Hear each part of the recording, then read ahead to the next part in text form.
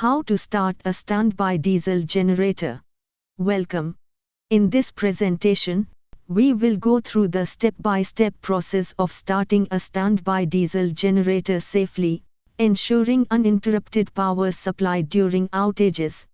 Perform pre-start checks. Before starting, it's important to perform pre-start checks. First, check the engine oil level and make sure there's enough diesel fuel in the tank. Next, inspect the control panel for any fault codes and confirm the circuit breaker is in the off position. Finally, verify that the mode selector is set to either auto or manual, depending on your system. Initiate the start sequence.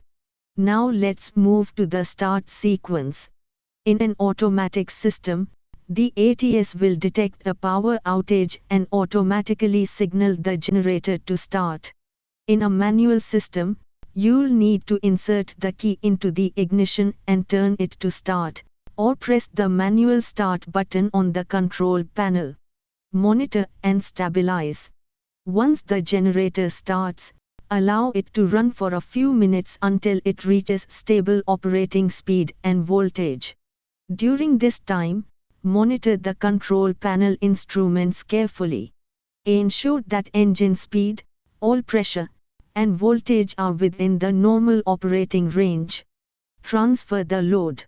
After stability is confirmed, you can transfer the electrical load. Turn on the main output switch or circuit breaker to connect the load, allowing the generator to power your building or equipment during the outage. Test and maintain. Finally, remember that regular testing and maintenance are essential. Periodically run the generator under full load to make sure it's ready for emergencies.